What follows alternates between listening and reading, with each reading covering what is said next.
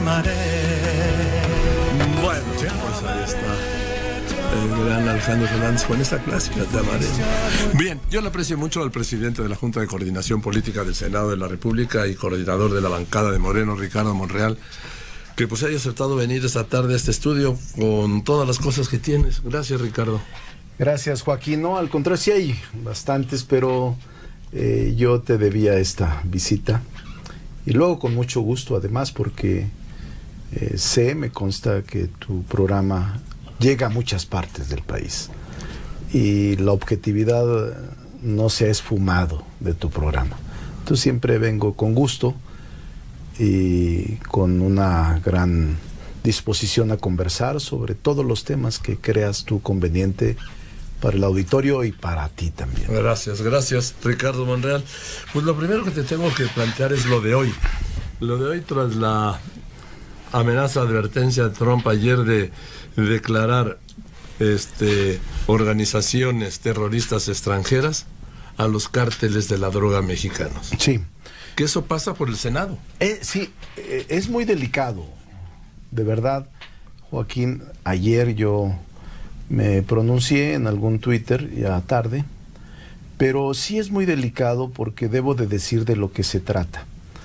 El presidente Trump señala que está luchando por catalogar a los cárteles de las drogas mexicanas como terroristas. La gente diría, bueno, pues está bien, pero no está bien, porque la connotación terrorista en la legislación norteamericana implica injerencia directa. Hay una ley de nacionalidad, la ley de inmigración y nacionalidad de Estados Unidos, en su sección 219, dice con mucha claridad que Estados Unidos puede declarar a organizaciones terroristas cuando atenten contra la seguridad nacional de Estados Unidos. Y si se declaran por el Departamento de Estado, Joaquín, que eso es lo grave, entonces el Departamento de Estado puede intervenir militarmente, financieramente, económicamente, de cualquier forma, en el país de que se trate y donde estén asentadas estas organizaciones terroristas. Quiere decir que sería una clara injerencia en nuestro territorio, con policías, con militares, con recursos económicos, so pretexto de combatir estas células terroristas que son los cárteles de la droga. Eso es lo delicado. En cambio hay, desde 1994, un tratado internacional de cooperación entre ambos países. Incluso hay un convenio de cooperación entre la Fiscalía General y el FBI para asuntos específicos de delincuencia que atañe a los dos países en situaciones comunes, como es el caso de Levarón, o como es el caso de Culiacán, o como es el caso cualquier otro que se pueda presentar. Es decir, hay mecanismos aprobados en efecto por el Senado de la República en materia internacional, pero sin llegar a este extremo. Ni siquiera Colombia, en los peores momentos del narcotráfico, tuvo esta amenaza, ni menos la intervención directa militarmente de Estados Unidos. Mira que ahí estaba mezclada la guerrilla. Todo. Ahí estaba todo. La guerrilla, todo. El narcotráfico, el crimen organizado. Así es. Todo estaba ahí. Intereses económicos y políticos que se por confundieron. Supuesto, hombre. Entonces, ahí ni siquiera en ese país, Colombia, se atrevió a emitir una... Era otro presidente también. Exacto, también. Pero ha habido siempre intentos, Joaquín, de esta intervención en distintas épocas del país, de Estados Unidos, que se ven tentados a esta injerencia en nuestro país. México siempre ha rechazado ese tipo de circunstancias. Esta no será la excepción. Al menos la mayoría del Senado no está de acuerdo y rechazará todo intento que por la vía de tratados internacionales o tratados vulnere la soberanía nacional. Yo creo que ahí habría una unanimidad como la hay en este país, ¿sí? De rechazo a esto. Estoy ahora preparando un pronunciamiento, te lo adelanto, para mañana. Un pronunciamiento que firmemos en la Junta de Coordinación Política todos los partidos, incluyendo el senador independiente, ojalá y lo hagan, y dar un debate pactado sobre este tema que es más profundo de lo que muchos se imaginan, ¿eh? Es revivir el viejo polquismo, que tú ya lo sabes, y revivir estas tendencias injerencistas que son muy delicadas, siempre presentes en un sector de la población, lamentablemente, pero afortunadamente minoritario. Déjame poner unos anuncios. Sí, cómo no. Por favor, Ricardo Monreal, y voy a regresar, porque de esto nomás vamos a hacer una pequeña recuperación de cuáles serían las consecuencias devastadoras para México de que esto prospere allá. Pues digo devastadoras en todos los sentidos, ¿sí? Como señalabas tú. Así es. En el político, en el económico, en el social, en el plan de soberanía, en la estabilidad. Así es. En donde lo veas. Junta de Coordinación Política del Senado, coordinador de la bancada de Morena. Ricardo, cuando hablábamos de esto hace mucho tiempo, ¿pensaste que iba a ser así tu gestión en un Senado como este? No. Para serte franco, creí que con una mayoría aparentemente cómoda que teníamos motivo de la elección del 18, iba a ser más tranquila, con menos sobresaltos, diría yo. Porque el Senado, tú lo sabes, Joaquín, por la historia y por tu conocimiento, es una institución más serena, más prudente, más sensata, más de acuerdos políticos. No hay bronx como la Cámara de Diputados. No hay. Y yo digo que no hay, salvo incidentes que siempre suelen suceder en épocas como esta, pero no creía, Joaquín. Ha sido muy intenso el trabajo y muchos los temas y una agenda demasiado rápida en modificaciones constitucionales. Te puedo decir que de los 130 y tantos artículos que la Constitución tiene, llevamos modificados el 25-30%. No me alegra eso, yo soy de los clásicos que no me gustaría modificar tanto la Constitución, porque la Constitución tiene principios fundamentales, pero llevamos casi 30 artículos modificados, unos varias veces.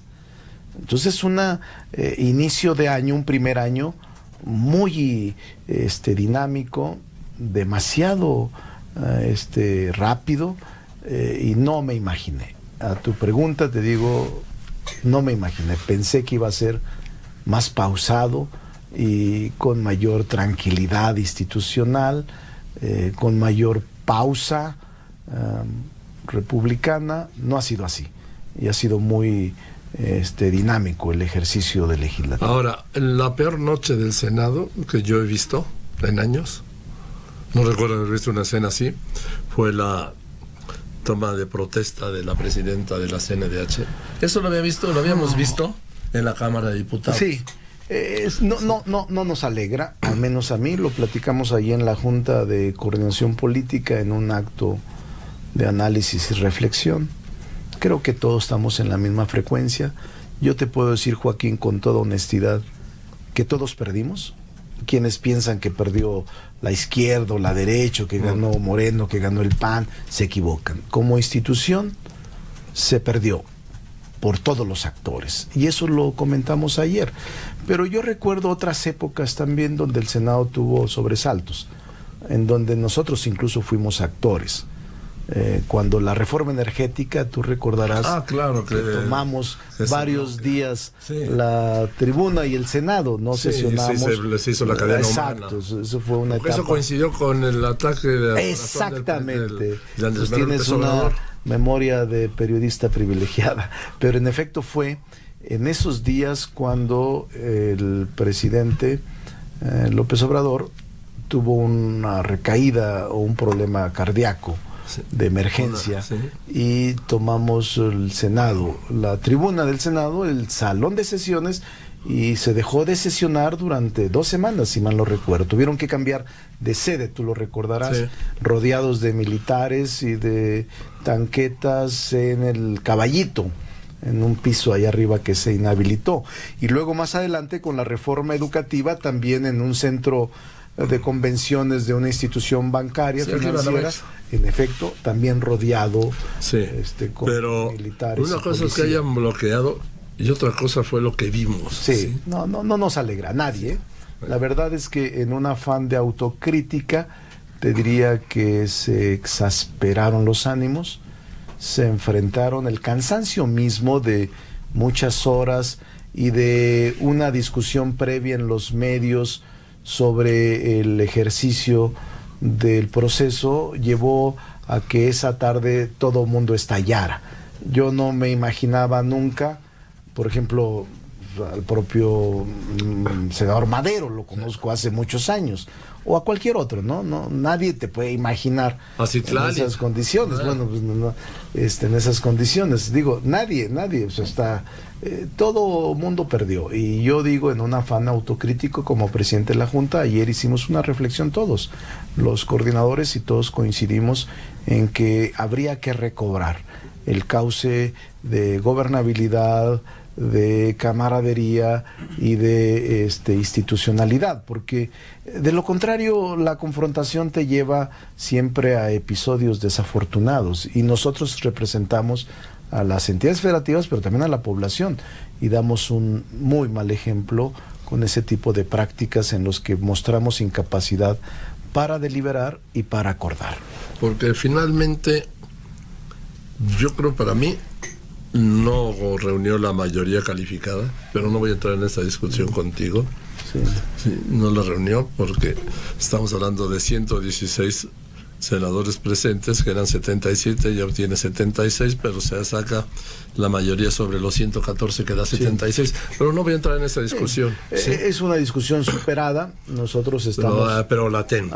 Está. Porque incluso es el principal argumento que esgrimieron los opositores al acudir a vías jurisdiccionales como el amparo, como el juicio político de protección, como la Corte Internacional. Es decir, ese argumento que tú mencionas es el argumento socorrido por los opositores. Yo no soy opositor. No, me refiero a que ellos lo están argumentando, pero yo te puedo decir en descargo que no es así. Era un sobre vacío, sí, y era una hoja blanca. Y para mí eso no son votos. Es como si tú el día de la elección, que vas a votar por el presidente de la República en el mes de julio, en lugar de meter la boleta electoral, que te la dan para cruzarla, metes un boleto del metro. Ese no es voto. Aunque en el ejercicio de la contabilidad te den 100 votos, ese no es voto. Pero el quórum se forma ¿con el número de votos o con el número de diputados presentes? No, el quórum se forma con el número de diputados, de senadores presentes. De senadores, pero pueden ser, incluso, Joaquín, ese es un muy claro ejemplo. Puede haber presentes en el salón 120 senadores, ya hay quórum, y puede no pasar lista 70 y quedan 50 que pasan lista.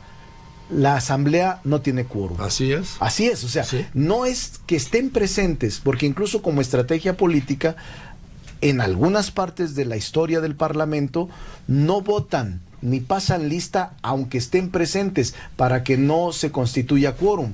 Y aunque estén presentes 120, solo pasan lista 50. Pero tus cuentas, no hay quórum. Las cuentas de tus twitters daban 116. No, de acuerdo, porque fueron 116 los que fueron a depositar el voto, 116, solo que uno depositó un sobre cerrado, un sobre vacío, y otro una hoja en blanco.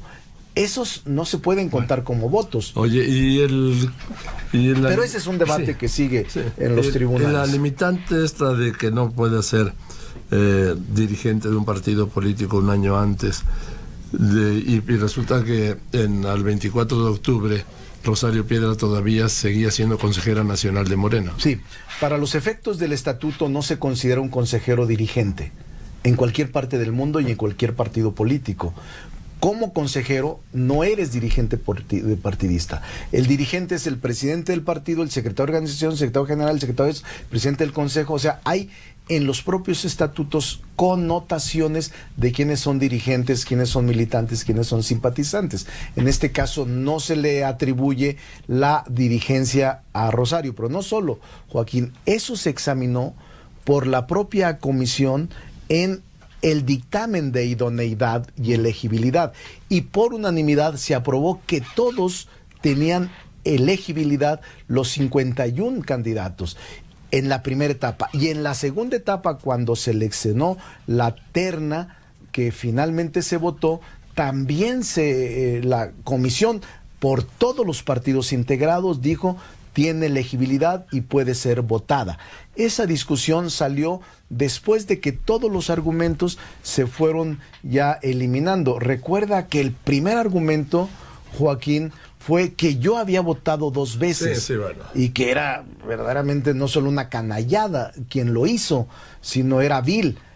Obviamente se demostró que no fue así y se cayó por su propio peso, pero ya había ese proceso de discusión previa, y yo entiendo que este es para mí el ejercicio más difícil como coordinador del grupo parlamentario y como presidente de la Junta de Coordinación Política, en el que desde días anteriores vi que era muy complicado el proceso de la mayoría calificada, por la forma, por la historia y por la naturaleza del organismo que estábamos eligiendo.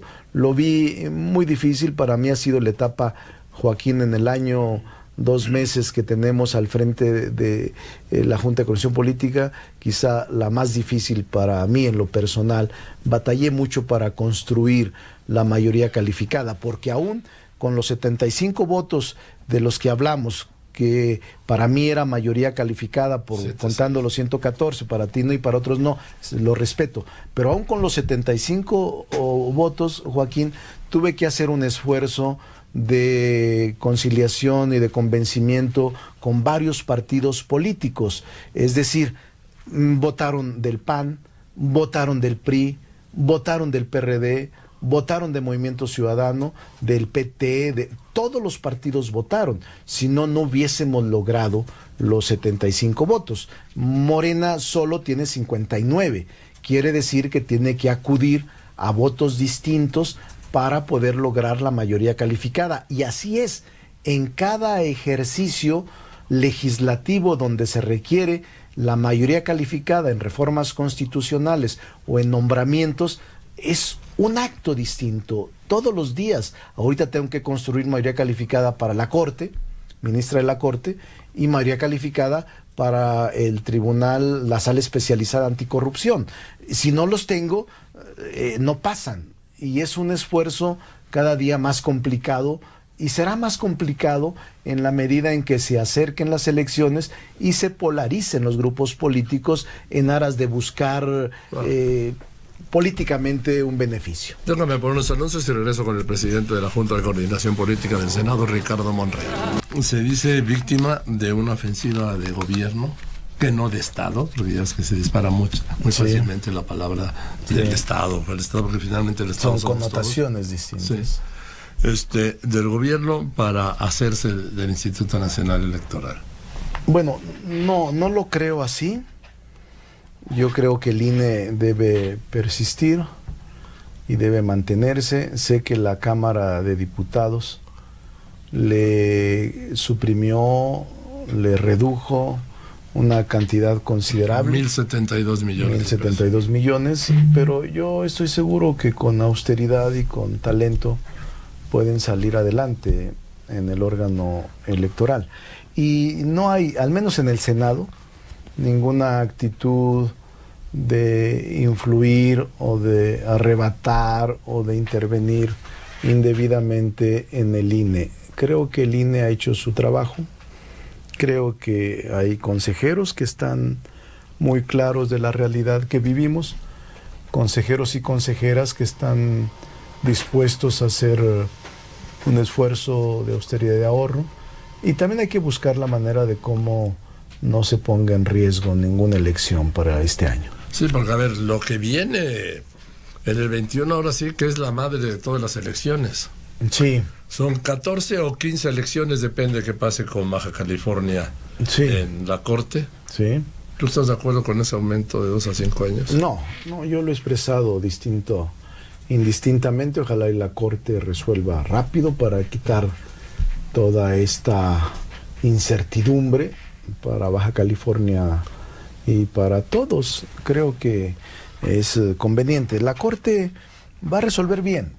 Yo tengo mucha confianza porque es una Corte autónoma, en su mayoría yo diría en su gran mayoría son gente proba. Entonces yo tengo mucha confianza y pronto terminaremos por descifrar este crucigrama. Es una malísima señal. Estoy de acuerdo. Yo no. Bien. El INE. ¿Tú estás a favor de que se recorte desde el Congreso la duración del mandato de un presidente, como está proponiendo Morena en la Cámara de Diputados? No, yo no comparto el que se reduzca el plazo de un presidente o de un miembro del Consejo que ya fue electo. No lo comparto, porque habla mal. Hay que esperar que concluyan los plazos para el cual fueron electos. Es lo legal y es lo legítimo, aun cuando es discutible si el Congreso puede hacer eso. Desde mi punto de vista, no, aunque sea una decisión soberana del Congreso. Me temo que aunque la Cámara de Diputados hiciera esto, en el Senado lo reflexionaríamos bien. No sería oficialidad de partes, no sería una aprobación rápida e igual, como viniera de la Cámara. No, yo tengo muy claro el sentido y la responsabilidad que el INE tiene y tengo una opinión positiva del trabajo que se realizó en la última elección. O sea, tengo una opinión positiva y eso nadie me lo quita. Yo lo viví, se actuó con mayor imparcialidad y objetividad. También puedo decir que en otras épocas no fue así, porque he estado involucrado en procesos electorales los últimos 30 años. Pero creo que obtuvo un sentido positivo de la ciudadanía y los resultados ahí están. Y la legitimidad en los órganos electorales se expresaron en la elección y hubo pocos incidentes, o diría ningún incidente de valía en la etapa postelectoral. Incluso el tribunal se ahorró muchos recursos porque pensaba que iban a inundar de juicios contra la elección. ¿Cuál? ¿Pero qué ibas a hacer? Nada. Era tan contundente el resultado que no había forma de impugnar el resultado. Entonces eso facilitó mucho y dio paso a un proceso de transición como nunca, ordenada, civilizada, cuidadosa, incluso respetuosa de todos los partidos. Ahora, hablando de partidos, la crisis de Morena, el Morena está en modo PRD. Ricardo, sí, Ricardo Monreal. Bueno, no me he metido, la verdad. Desde hace 5 o 6 meses me propuse no involucrarme en asuntos partidistas. Lamento mucho como fundador de Morena, lamento mucho lo que está pasando, mucho, Joaquín. Yo creo que estamos retrocediendo, estamos en un proceso de regresión peligrosa que puede poner en riesgo la ratificación de nuestros triunfos electorales obtenidos en el 2018. Fíjate lo que te digo, sí. Yo, un dirigente, el coordinador del grupo parlamentario mayoritario, me siento preocupado, sin echarle la culpa a nadie, simplemente los efectos políticos, las consecuencias políticas y los resultados de este proceso de confrontación no nos van a llevar a nada bueno. Me temo pues que se pone en riesgo mantener la mayoría amplia que ahora tenemos. Sí, en el Senado no pasará nada, porque ahí ya son cada 6 años, sí. Pero sí repercute en el ejercicio del poder legislativo, dado que nuestro sistema constitucional es bicameral, en la renovación trianual de la Cámara de Diputados. Yo estoy de acuerdo contigo, porque una cosa es el reconocimiento al presidente, a la persona del presidente López Obrador, otra cosa es el reconocimiento a los partidos y otra cosa es el reconocimiento a los políticos. Así es. Y no solo, Joaquín, lo que deben de saber o lo que debemos estar conscientes es que ya no tendremos en las boletas Así es. a Andrés Manuel López Obrador como candidato. Sí. Que era el que jaló claro. todo el voto consciente de la población y que ahora muchos de los legisladores, presidentes o gobernadores sienten que fueron ellos. No es cierto. No es cierto. Eso no es cierto. Yo a veces me topo con compañeros legisladores que dicen, no, es que yo en mi distrito, no, hombre, no es cierto. Era la ola. Claro, hombre. La ola. Fue Todos López los que Obrador. estamos ahí, pues se la debemos a López Obrador. O sea, no escatimo los méritos individuales de algunos que pueden ser muy populares o algunas que fueron muy populares, pero el mérito fue la ola. Fue el efecto López Obrador. López Obrador. Por supuesto, sí. Los que los tienen los gobiernos estatales, en los ayuntamientos, en la Cámara de Diputados. en la Cámara de Diputados y en la Cámara de Senadores. Sí. Sin duda, Joaquín. Y por eso Andrés Manuel López Obrador, que le entienda esto cañón. Sí le entiendo, sí le entiendo. Quería estar en el referéndum, sí. Pero lo vamos a hacer. Sí, pero no en la intermedia. Bueno, ese fue un tema importante. Sí. Recordarás que me tardé 6 meses para sacar el tema para que obtuviéramos la mayoría calificada en revocación de mandato. Así es, la consulta para la revocación. Porque quería hacerlo el 1 de julio, fecha idéntica a la elección, en la misma casilla. Sí. Y el mismo año de la elección. Sí, por eso que hubiera sido otra elección. No, pues todos los que quieren ser candidatos dirían, era lo óptimo. Pues ahora ya no. Ahora va a ser solo el candidato y su circunstancia, sin Andrés Manuel López Obrador. Que ahora sí va a ser, hay que pensarle, porque frente a la crisis que tenemos de partidos, pero particularmente el desencuentro que existe en Morena, sí será más complicado el proceso de selección de candidatos y de la propia campaña político-electoral. Bien, por último, Ricardo, ¿vas a ser senador de 6 años? Sí. Pretendo terminar mi trabajo. Yo soy de los que nunca niega su realidad. Yo soy de los clásicos, Joaquín.